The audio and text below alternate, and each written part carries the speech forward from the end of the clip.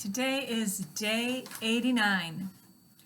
When you get your worksheet, read carefully the capitalization rule for today.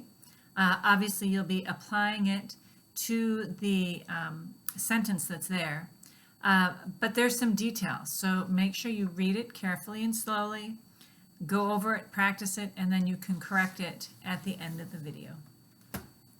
Punctuation. Brett Weil, DDS, was embarrassed. He had forgotten that his office closed at 1 o'clock on Fridays. So let's take a look at that. We have Brett Weil, DDS. That means he's a dentist. Those are the abbreviations for dentist. So to properly punctuate that, we would make it look like Brett Weil, comma, D period, D period, S period, comma. Brett Weil, DDS, was embarrassed. That right there is an independent clause. It stands by itself. And the next section, he'd forgotten that his office closed, is also an independent clause.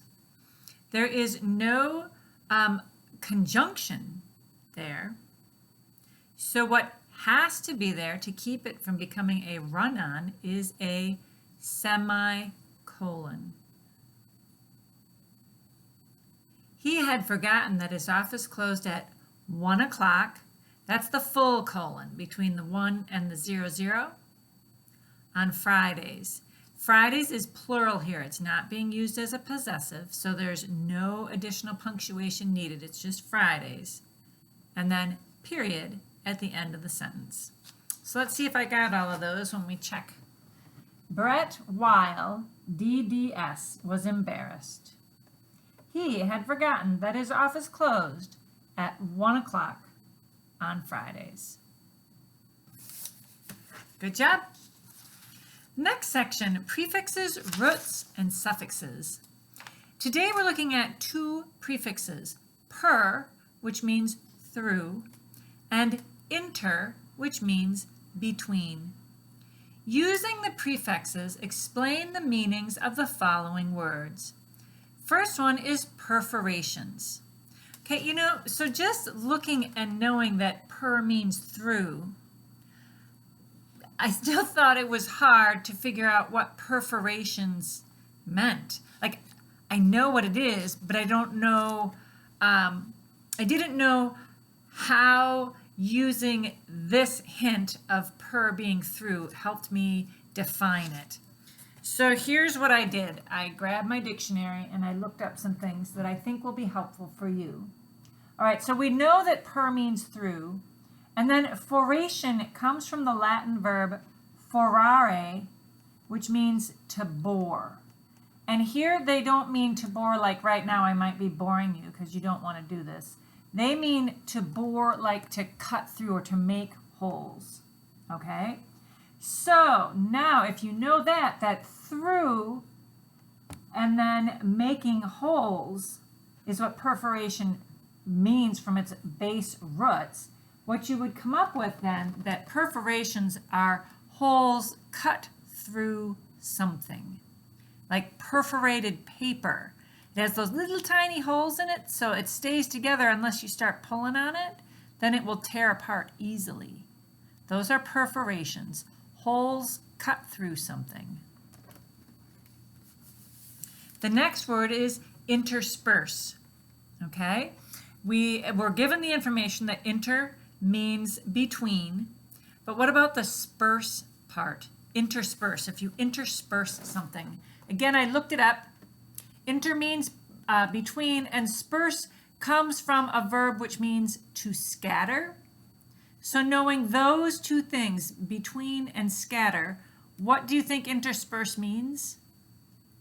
It means to scatter between things. So, for example, the teacher interspersed humor in her dry lecture. Okay, so that means she scattered funny remarks through the lecture that otherwise was fairly boring. So, Hopefully you are able to get 2 good definitions down then based on this for perforations and intersperse, using through in your definition for perforation and between in your definition for intersperse. All right, let's move past that. Compound, complex sentences. A complex sentence contains one independent clause and one or more dependent or subordinate clauses. We've seen this now several days, so this is hopefully starting to stick in your brain a little bit more. Or maybe it was there already and this is just plain old review. That's easy. 3A, when the police union didn't receive a pay raise, officers protested. Okay, we have our independent clause, officers protested. We have our dependent clause, when the police union didn't receive a pay raise. Therefore, this is a complex sentence, so we're going to put a filled in circle before it. Although Peter wants a house, his realtor keeps showing him condos. Our independent clause is his realtor keeps showing him condos, and the dependent clause or subordinate clause is although Peter wants a house. Hey, we got a dependent and an independent again, so this is a complex sentence. Circle filled in goes after the letter B. Let's look at C. You should be able to solve the puzzle if you take your time. What's our independent clause? You should be able to solve the puzzle. What's the dependent clause? If you take your time. Okay, we got an independent and a dependent. That would make it a complex. Again, the filled in circle. So 4A, B, and C were all complex sentences. All right, next you have sentence combining. 4 sentences today to combine into one. You can do it. All right, you should have paused and done the capitalization on your own, and now we're going to check it.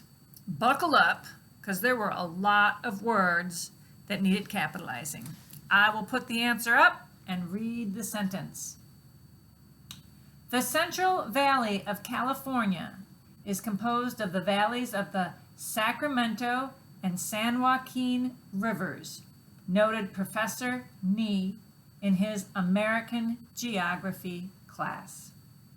Some of you might have been tempted to capitalize the R in rivers, but this is what it was about today. This was the helpful hint, is that if there are 2 or more proper nouns that refer to the same type, you don't capitalize it. So we have the Sacramento and San Joaquin rivers.